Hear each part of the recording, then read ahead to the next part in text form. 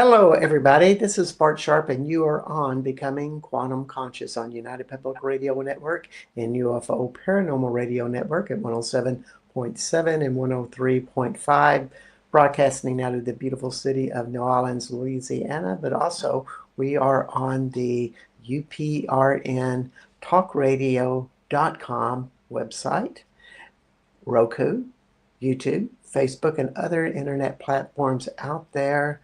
And today, it's like we're recording this on Monday.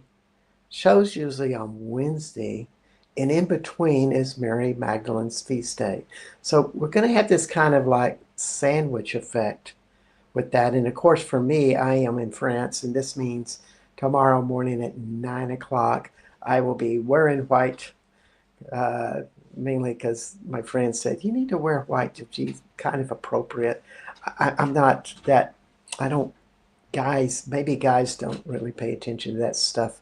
But anyway, I'll be wearing white like everybody else, going up the procession to um, the church at Renly Chateau. Oh, And yeah, it'll be fun. I know you are itching to do that. oh Uh, yeah. and so we'll go to this mystical, magical, historical place and begin the feast day and the procession with a mass, a talk, and then a concert with Annie Williams. And the end of the day at the restaurant Jardin Marie with a hearty dinner. What a Lovely. day. Yeah, and a few power spots in between that because we can't fit it all in. So it's going to be like a big spiritual day Oh, I'm at so Renly jealous. I was Chateau. going to be there. Yeah, yeah, but we're gonna pass by the bookstore and we'll see you there because we'll see your book in the window. That would Yay. be Woman in Red, Magdalene Speaks. And just to let everybody know, in case you don't know, we have Krishna Rose on the show, a frequent guest of mine on the show. And welcome, Krishna. Thank you for having me. Happy to be here. Happy to see everyone. It's so right that you're here because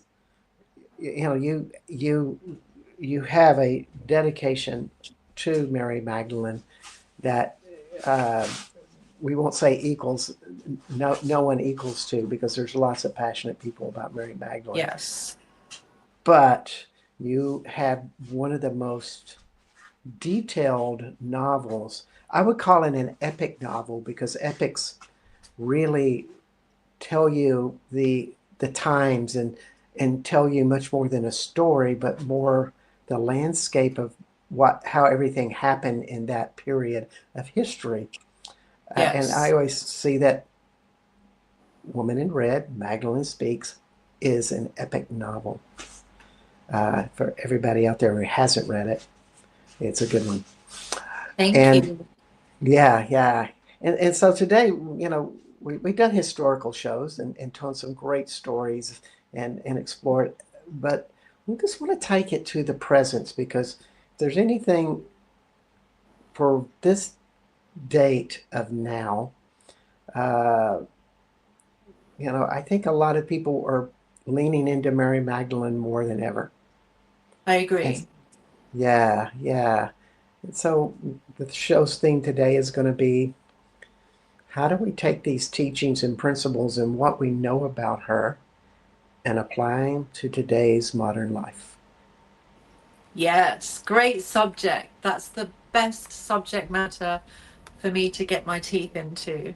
So, spiritual teachings are timeless. Just because they were spoken 2000 years ago doesn't mean they're not relevant today.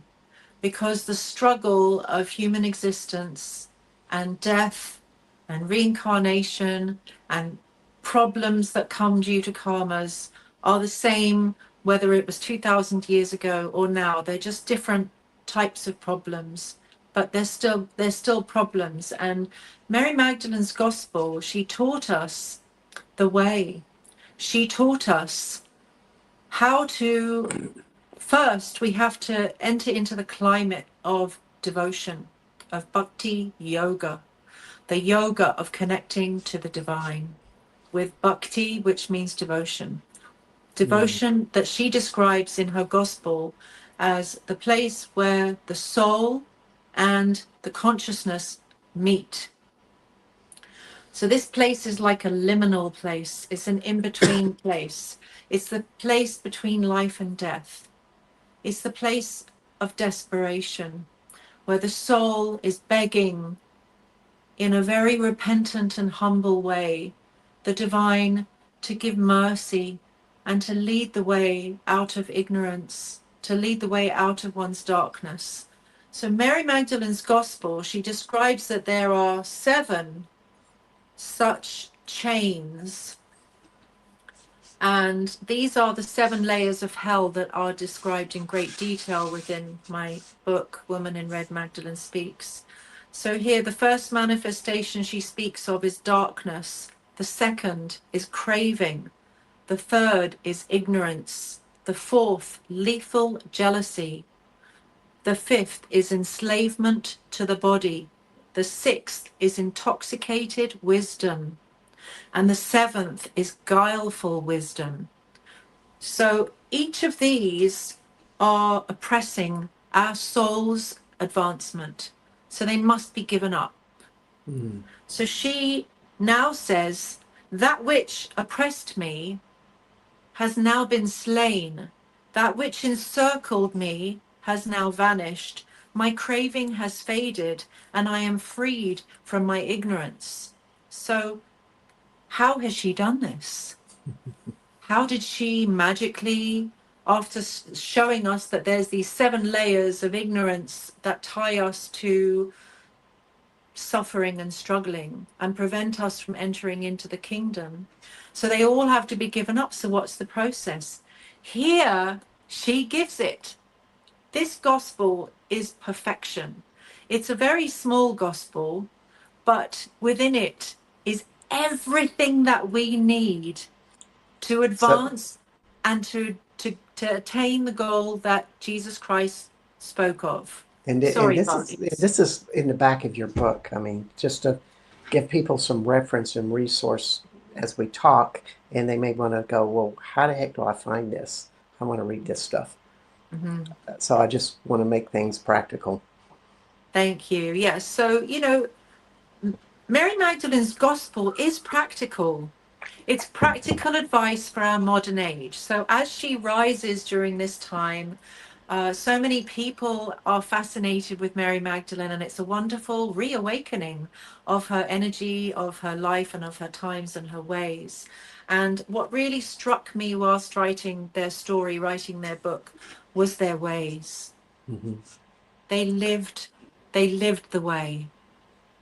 They Yeah. weren't pretenders. They weren't the pretenders wearing the fancy robes, the fancy cloths with the fancy hats, the cardinals. They weren't these people who were shouting from the rooftops that they are the leaders of Christ's church and mission.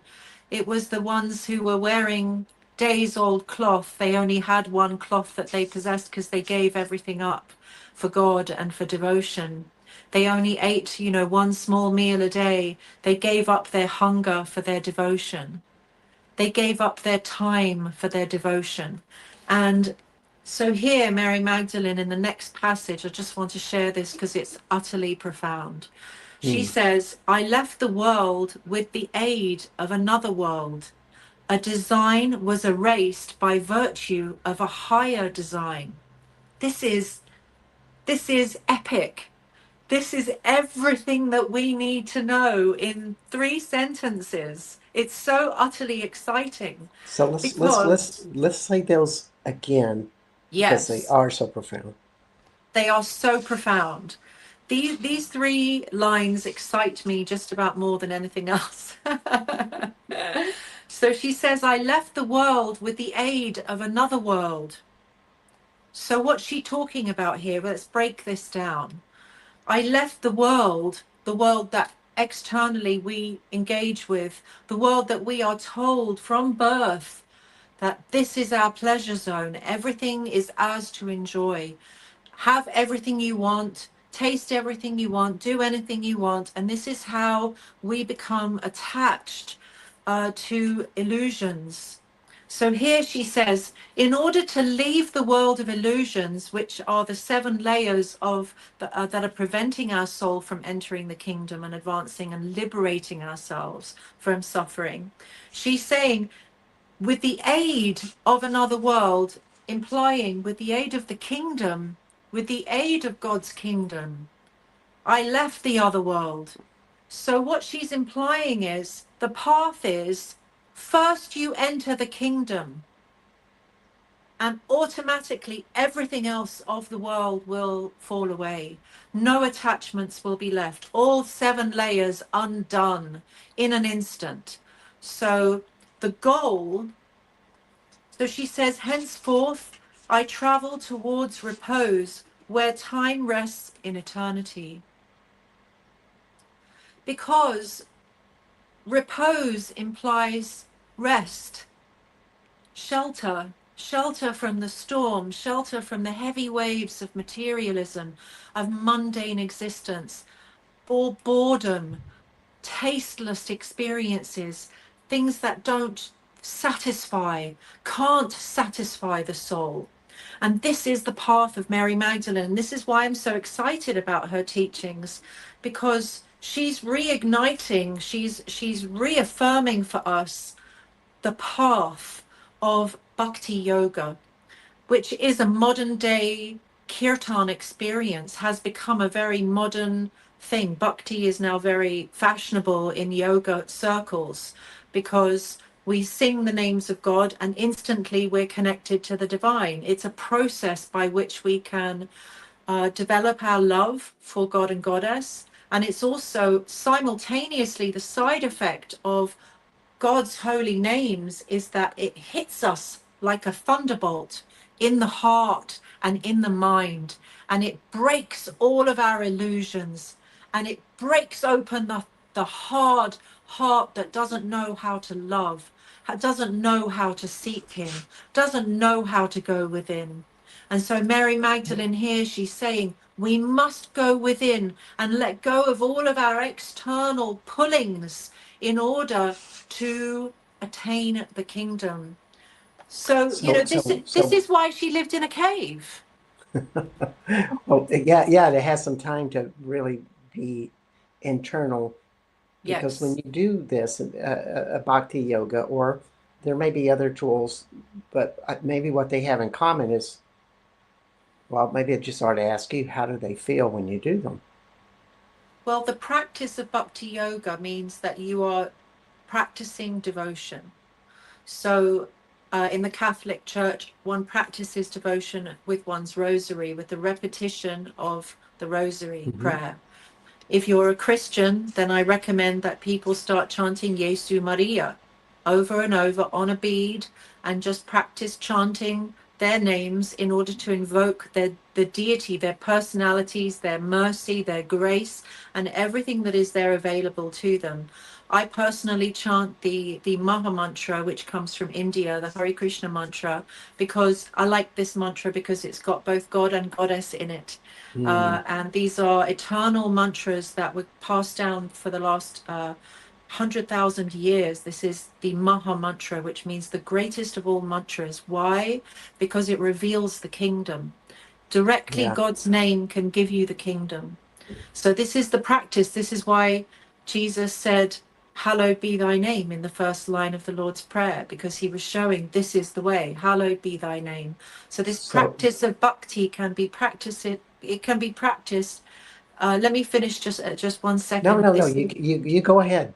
It can be practiced by anyone from any religion. Bhakti yoga doesn't mean that you are now following a specific path from India or anything.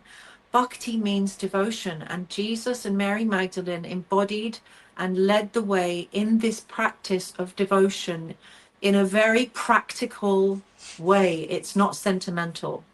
Yeah, yeah. If you ever think that Jesus or Mary Magdalene or Mother Mary were just bestowed with this, I mean, they probably grew up very talented, had Yes. maybe, a lot of different helping reincarnated spirits coming in, etc.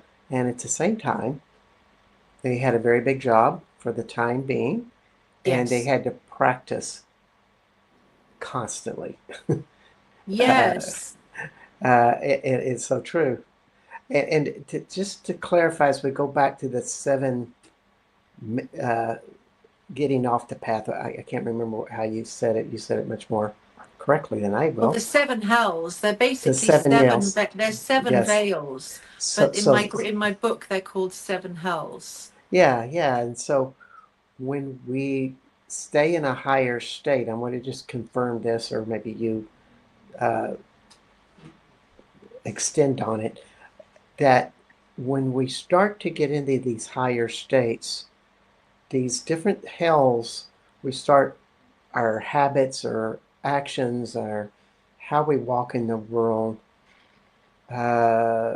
When we make those misturns, so to speak, they become more obvious to us. We start to see that there's that it doesn't match up with the path that we've been doing with all the mantras. It Yes. reflects onto us. It may even confront us, Yes. and that's part of how that works. Because I think we continually make the same mistakes over and over again Yes. until we see what it is. Actually, it's even, yes, until we see what it is, but even then we can't give up our lower nature. Even if you see your habit and you acknowledge that you have it, you still can't give it up. Why? So here, Mary Magdalene, again in that passage, we'll go back to that. She's saying, with the help of the higher world, you can give up everything of the lower world. So, how do we attain and achieve the higher world? And what is that higher world? So, Jesus Yes. Christ crucified himself so that the story and the teachings of the kingdom, that the path to the holy kingdom internally would always be made available for seekers, and his story spanned the centuries, and people still today, they love Jesus Christ, but they don't take to the practices because they're not being exemplified by our modern day churches. So Yeah. They're more esoteric, and whereas this path you talk about is more mystical, you're feeling the vibration practical. and going into an energy that changes your inner workings, so to speak. And Exactly. that's why I say mystical. And most people are taught an esoteric strategy, Mm. stories, you know, verbiage. Yeah, I kind of it's see. it's a great privilege to speak God's holy name, to meditate on a mantra. So let me explain. Mantra is an ancient Sanskrit term which is broken into two. Man means the mind, your consciousness. Tra means to transcend. So a mantra is used to transcend your mind, and therefore all of your seven lower natures. Hallowed be Mm, thy name. So, this practice of bhakti yoga, this connecting to God through the practice of the repetition of holy name, what it does is the first thing that you experience is purification. Exactly what you were saying. You get faced with your sins, with your habits, with your bad behaviors, the parts of you that you don't like, that you hide from people, that you pretend don't exist because you're this perfect person.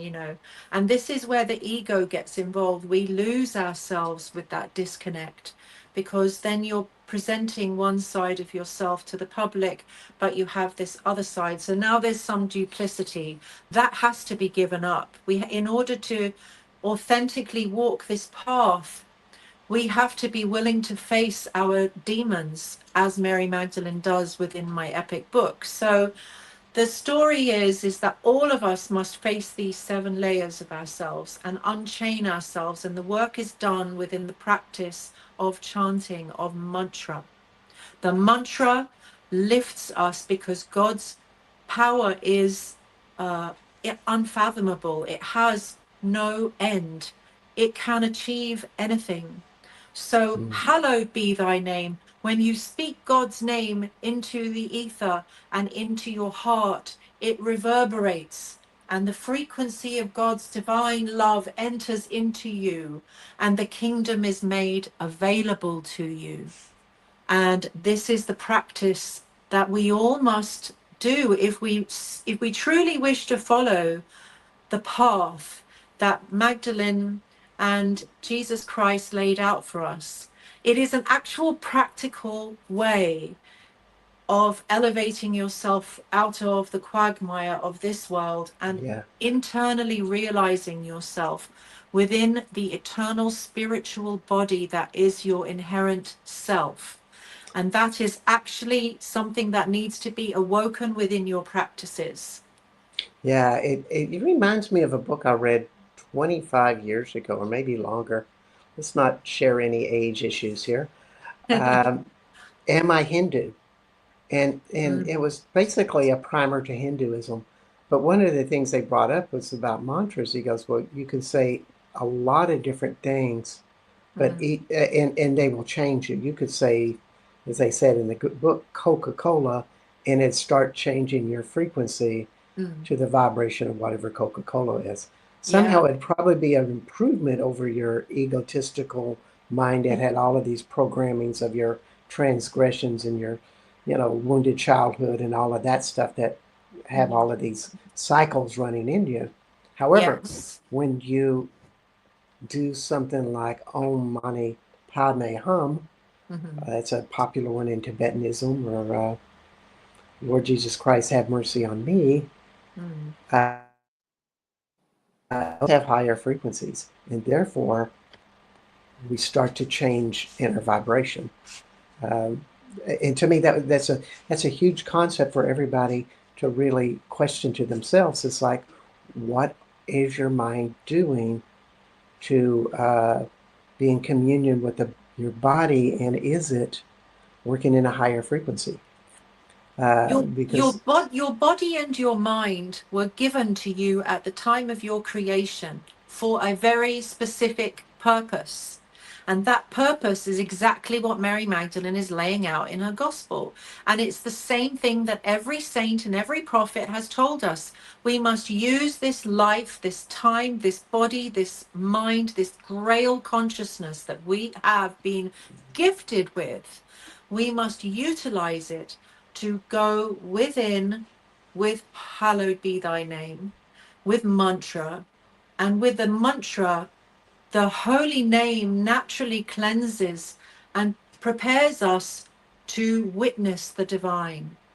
yeah, it's And so then, if you're very lucky, as you go into these practices, you will get darshan, you will have visions of the Holy Kingdom. And this is what Jesus Christ laid out for us. If we're not having visions of the kingdom when we're meditating, we have a very long way to go and we need to find our way. It is not, spiritual life is not sentimental, it has to be a practical application. it does. And when you're in the fast-paced world of internet, working in a Mm, corporation, and all of these things, mm, and you have all of these energies swirling around. Like I was a school teacher, worked with multi-handicap. mm.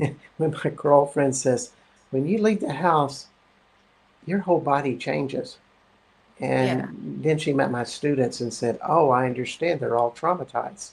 And I go, "Yeah, I work in a trauma zone. I thought you knew that about me." Mm, So we go into these places, and this is where these mantras, or remembering the vibration that happens inside of you when you mm, say them, because a mantra might be too complicated with you when you're listening to somebody, but you mm, can turn on that energy, and it gives you something. It gives you a retraining, because mhm, I think we're triggered all the time with our workplace, our relationships, uh, and we want to go back into old patterns because everybody's kind of, or a lot of people are at that frequency. mhm. They're not doing hallowed be thy name. I mean, the problem is if you don't have a practical application to your spiritual devotion, to your life, then Hmm. you're not working on the deep roots of these dysfunctions. Yeah. It is God's love and mercy that descends when we do our practices, that Hmm. dissolves the roots of these lower natures, So just as a side effect. I'd like to say that in a different way. You are connected. Yes, you're instantly connected, and by that grace, that mercy that descends into you, it is their grace that then dissolves these roots. So Yeah. again, if people really wish to know Mary Magdalene and follow Mary Magdalene, she taught by example how we should live devotedly. Yeah. She didn't just preach, she practiced and she led the way, where she gave up all of the trappings of her wealth. She was a princess. She had beautiful gowns. She owned a village of Bethany. They inherited the entire village of Bethany. They were Oh, very, very wealthy. And Mary Magdalene gave all of that up to lead the way, that we are not these bodies, we are not our clothes, we are not what we present ourselves as, we are not the masks that we wear. So society during her time frowned upon a woman if they wore their hair loose, like me. yeah. And she refused to tie her hair back on principle, because she was leading by example, showing that bhakti, spiritual love and devotion, has nothing to do with the outside world. It's an Yeah. internal state that Yeah. we must seek and find and attain and then embody. And she was literally on the road. I mean, I She can't led the remember. way. She's the Yeah, yeah. lighthouse. And I can't think of the rock and roll song called "On the Road Again." It's by Traffic. They say "On the Road Again," but she Mm-hmm. was literally traveling all of her life. Mm-hmm. And Yes. in those days, there was no practicality that you could take your wealth with you. You No, very couldn't do it. difficult. Very No, difficult. you might have a few souvenirs, but Yeah. uh, you had very little that you could carry, and she Yeah. really didn't need it because the commitment was very different Yeah. for then and now. Uh, Mm. I just keep thinking about this, that to go back to the workplace, the deeper that you go into your traumas and you rectify them, and a lot of times if you are in peace inside of yourself and you are confronted with an issue that maybe would trigger you to regress to old behaviors you've been Yeah. doing, Mm. and suddenly they get resolved because suddenly you have the clarity to see that you never Yeah. saw before. Yeah. And guess what, folks? It'll go deeper. In other words, your spirituality will go deeper, but also as we go up these 7 levels of hell, they'll get more complex, but you'll get more freedom. And that's a lot how this whole this whole thing works. That's exactly it. You laid it out perfectly. And that literally sums up Mary Magdalene's message to all of Indeed. us, is we have to go through these 7 layers of ourselves and unchain ourselves from all of these illusions, let go of the false self and the self that always wants pleasure for self. It's all about me, what I want. From the minute I wake up, it's all about what I want. I want a cup of coffee. I want to go shopping. I want to do this. I want to do that. Now I'm going to go on Amazon. Now I'm going to do this. Now I'm going to do that. And it's all about what the ego is driving the body all day long. And it's only when you subscribe yourself to a spiritual practice like chanting mantra that it all comes to a screeching halt. Your illusions just fall away, and all of a sudden you find that you want to spend more time absorbed in your chanting practices and prayer practices than absorbing in the external world. It, And that's a beautiful place to be. That's why Mary it Magdalene is. went to the cave. And when you start to get this in your life and you start to feel how good it feels, because it does Mm-hmm. when you walk away and you do your You do these big workshops where you're doing it for long periods of time, and then you do it in your daily routines. Suddenly, when you wake up in the morning, you start to realize that it's your most favorite activity because it feels better than just about anything that you do. And Yes. then it opens you up to another world. And I don't think I'm ever going to live in the cave like Mary Magdalene did, though I do spend some 24-hour periods in caves, particularly in France. Seriously. Lovely. Lucky Oh yeah, you. like Rotterdam, Bethlehem, and also one of the caves of Mary Magdalene, the Star Cave. That's on my list for July, August. Anyway, you get into this. It becomes bigger than your ego. And it's that where you start to peek over to the other side. So we just say this, everybody. If this seems to be too much, practice and include it, and it will grow, just like a seed in the ground. And Yes, we're at midpoint. So I just want to say that you're with Krishna Rose, author of Woman in Red, Magdalene Speaks. You can find her uh, books and stuff on krishnarose.com. And I forgot to put the banner out, but also you have a YouTube channel, Krishna Rose. yes. And also, my name is Bart Sharp, and you are on Becoming Quantum Conscious at United Public Radio Network and UFO Paranormal Radio Network at 107.7 and 103.5 out in New Orleans, Louisiana. So, yeah. So, where did we go now? I mean,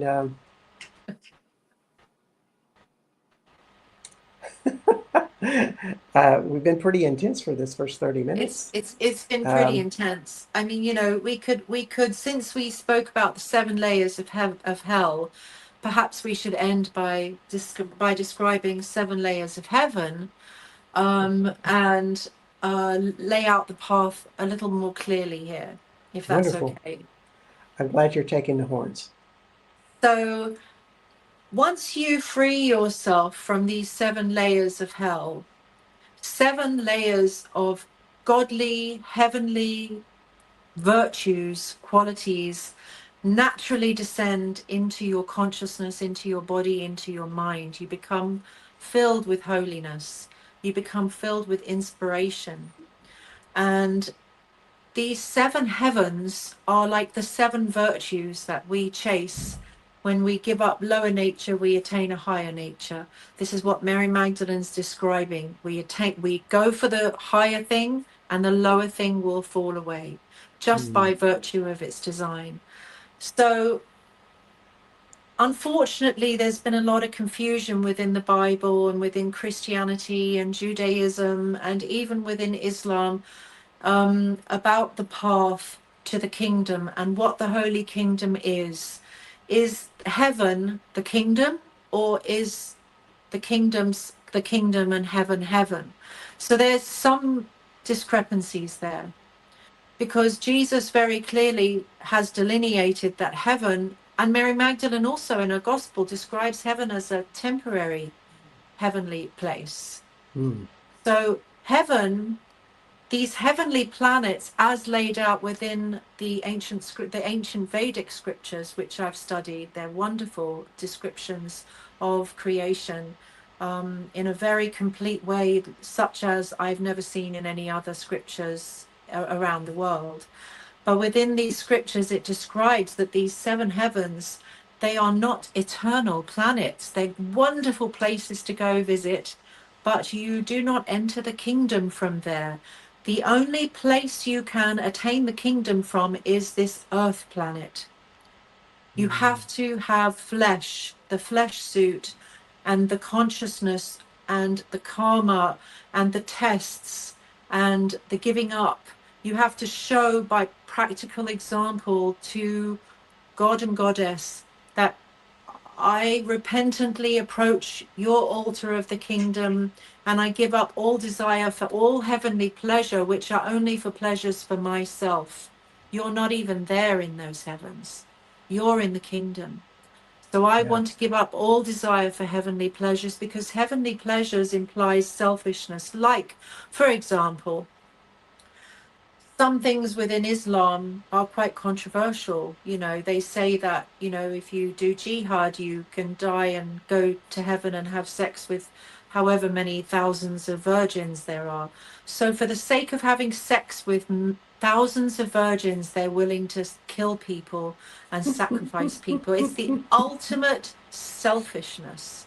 And in so called spirituality, and this is what she describes as guileful wisdom that must be given up.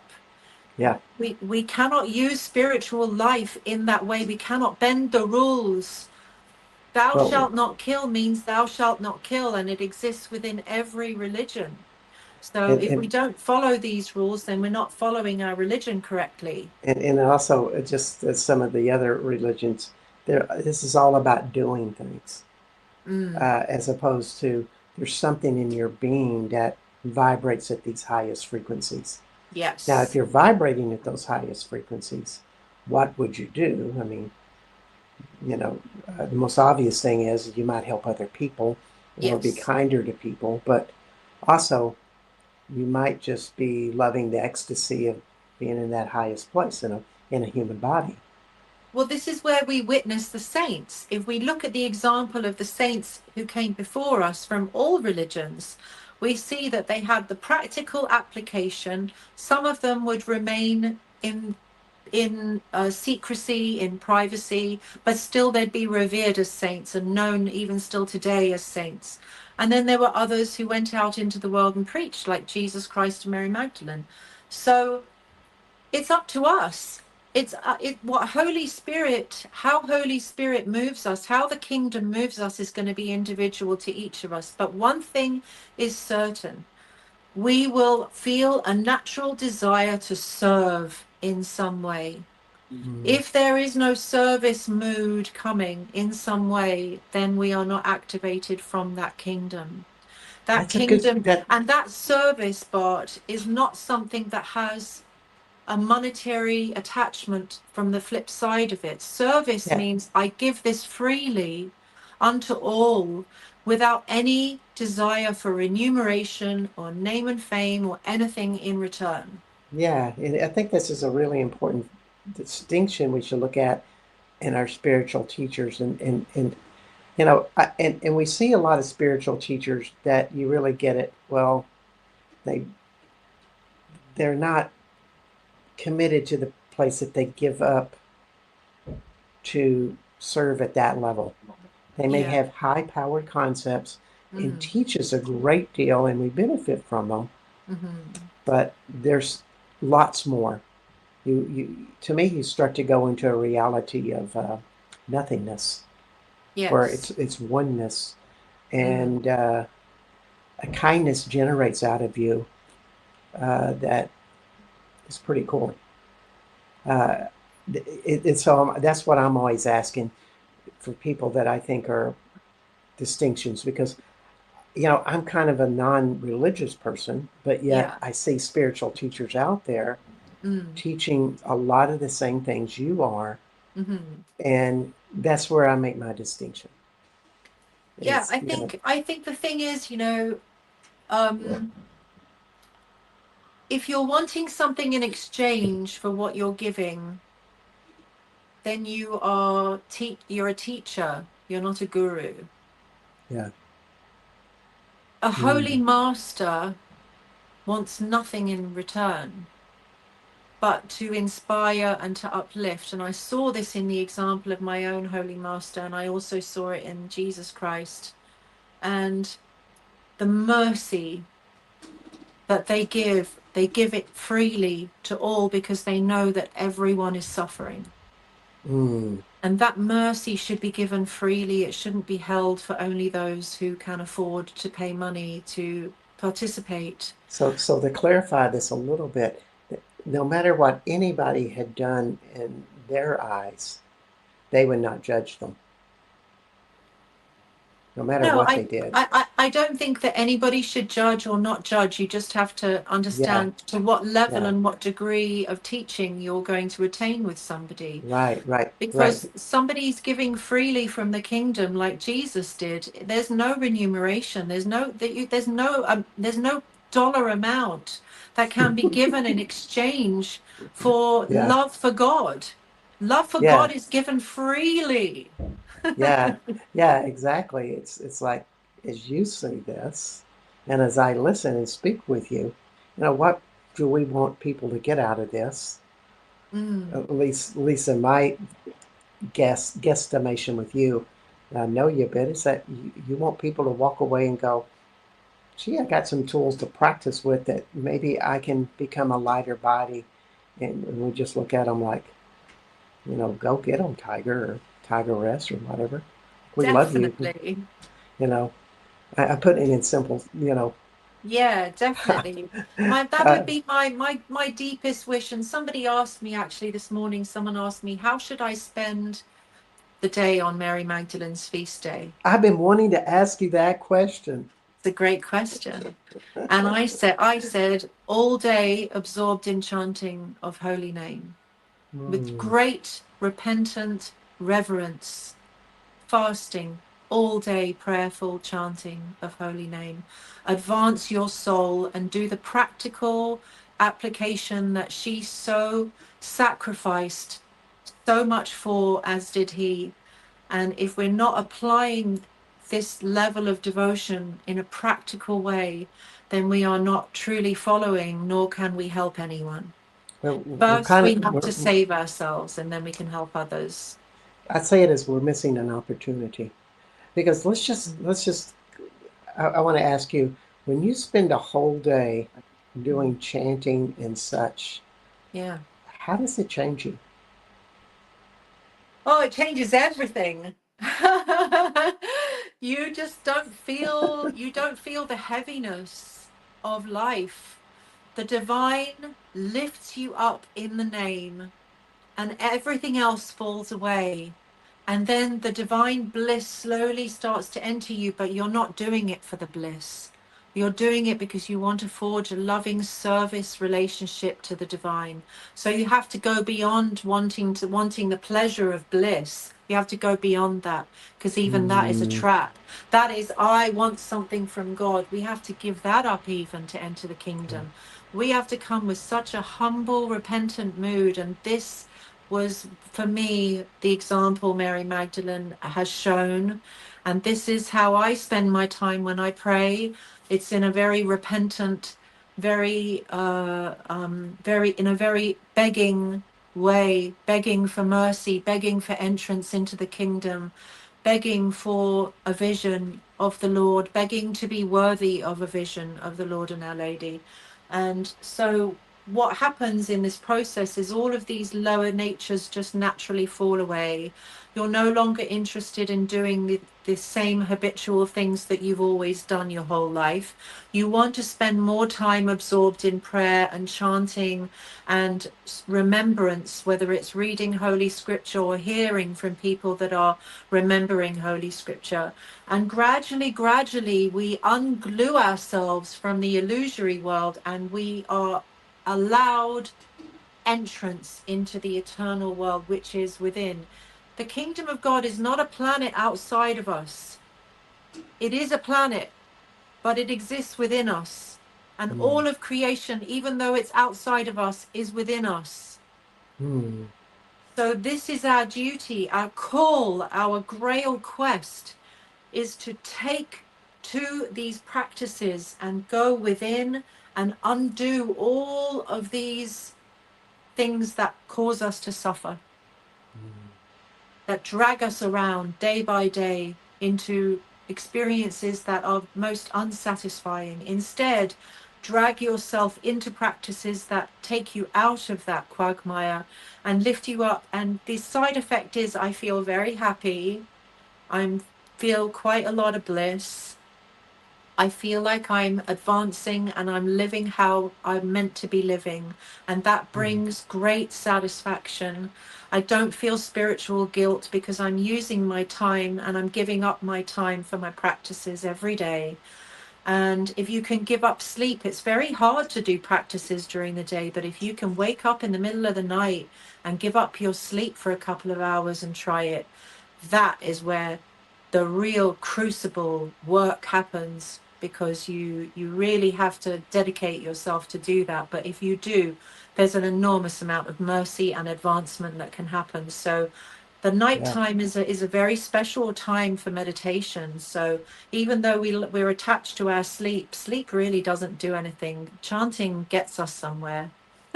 Well, it certainly energizes us. I think of that when I get up early in the morning and happen to meditate or do art. Uh, but I Mm. always feel like I'm kind of disconnected from the matrix, and also Yes.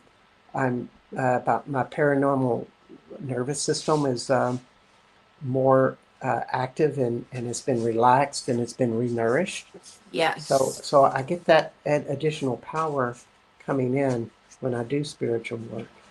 Yeah. Now I wanted to ask you a question because there's Yes.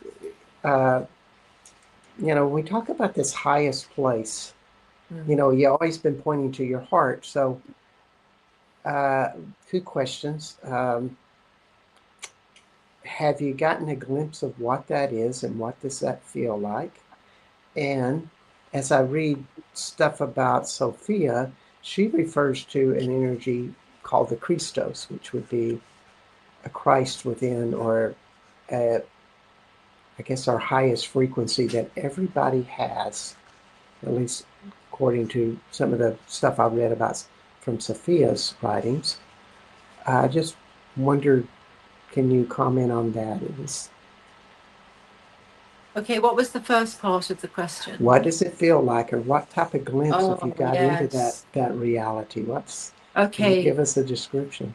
Yes. So, I can only share as much as I myself have experienced, but the saints, they describe this path much more in a much more detailed way than I myself have experienced. But to give an example, at the time of chanting, you might feel suddenly a shift in consciousness where you hear the sound of water flowing like a waterfall, a stream.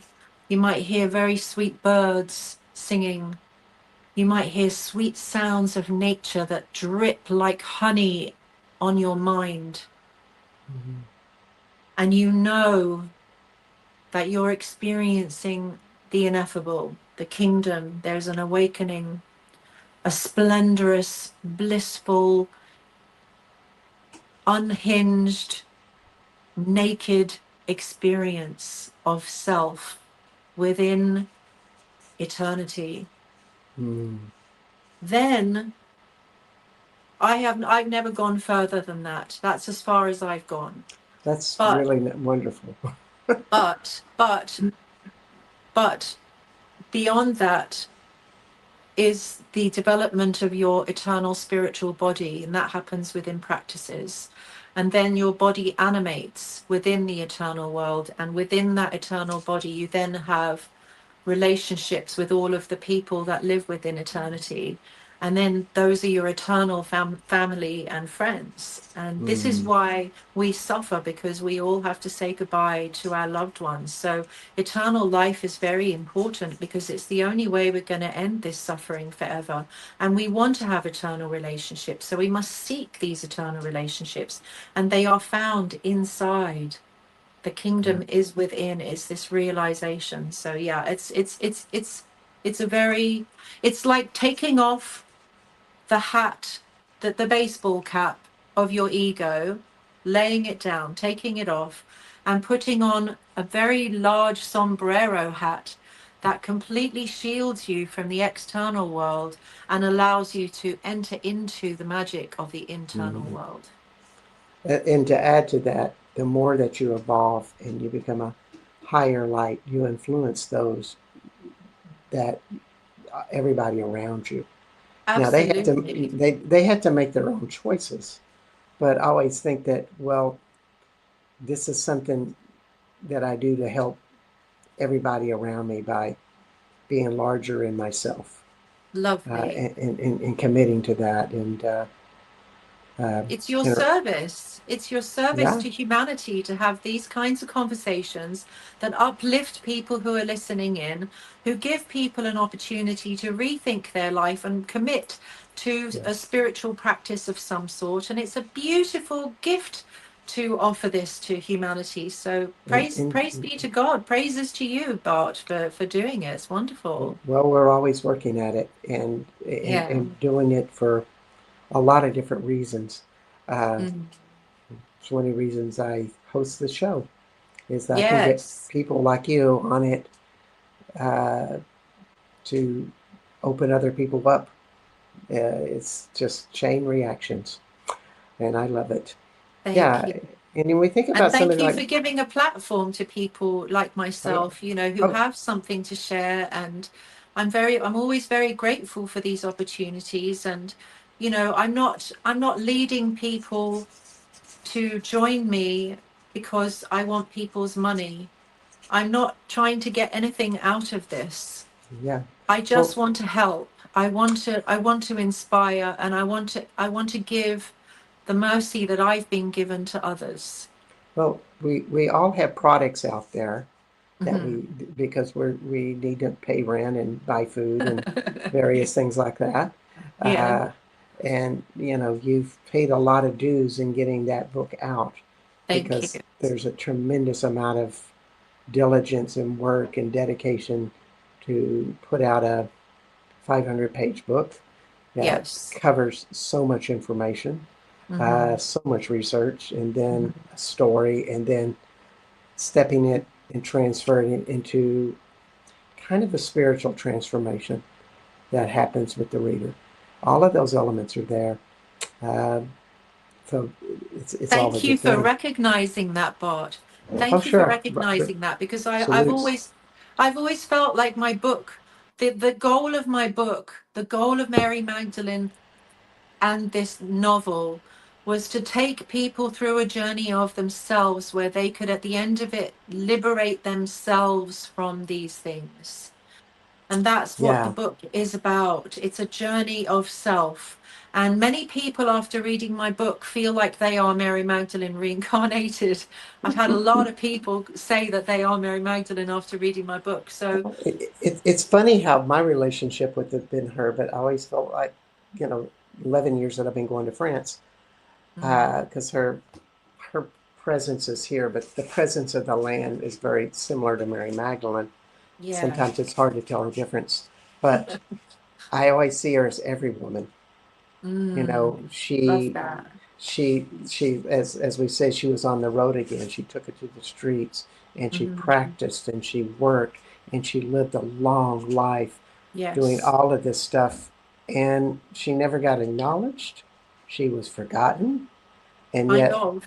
she didn't stop. No. And that was a huge internal curiosity on her point Mm, about knowing, well, what is beyond this. uh, yes. and I really believe she found it. And she Uh, taught by example. She yes, is the guru. She showed by example, this is the way. Give it yes, all up. yes, Everything external has to be given up. indeed. We And can't take so, any of it with us when we die. exactly. And we're coming to the end of the show, and I wanted to see, are there any projects or anything that you want to share with everybody that you're doing? Well, my YouTube channel, my Krishna Rose YouTube channel, I'm actually going to be doing an illumination of the Gospel of Mary Magdalene in a series. I just released video number one yesterday, Yay. and that's something I'm really excited about, because I get to break down her gospel and really explain more of the meat and potatoes of how to practically apply the things that she's talking about. So that's something that I'll be doing over the next couple of months. So please do join me on my Krishna Rose YouTube channel. All of my videos are there, and I just share whatever inspiration comes through me. I film it to share with everybody in the hope that even one soul will be moved, transformed, and touched. And this would be Krishna Rose YouTube. And you have Yes. KrishnaRose.com. And Yes, we have that's the my book, website. uh, Yes. Woman in Red. Woman in Red, Uh, Magdalene Speaks. Yes. yes, yes. All And right. that's So, available as an audio book, an e-book, and a physical hard copy book. You can get it anywhere online, but I recommend Amazon. And it will definitely change your life. It's not a book that you'll ever forget once you read it. I think it'll be something that stays with you forever. yeah, indeed. So we're coming down to the end of the show. Think about a 30-second message you'd like to give everybody. As you think about that, I want to let everybody know this is Krishna Rose, author of Woman in Red. My name is Bart Sharp, and this is Becoming Quantum Conscious, and you are on United Public Radio Network and UFO Paranormal Radio Network at 107.7 and 103.5 FM out of New Orleans, Louisiana. Next week, we will have Anna Otero, who is an amazing, and it'll be a great show. All I can tell you. I'm not for sure where she's going to take it. She's a very multi-talented woman, so uh, we will see. So, what would you like to end the show with, Krishna? So immediately I got the message that just as Jesus Christ resurrected himself from death, Mary Magdalene is teaching us to resurrect ourselves from death and reincarnation forever, that we should enter eternity and end our suffering, which death is the ultimate suffering for all of us because we all have to say goodbye. We must end death forever if we wish to achieve this goal. So that's my prayer. My wish is that we can all resurrect ourselves and find our way into the eternal kingdom. All right. That's wonderful. Thank you so much for being on the show, Krishna. And Thank we'll you for see. having me, Bart. Bless you. You're welcome. And we'll see you next week, everybody. Bye bye.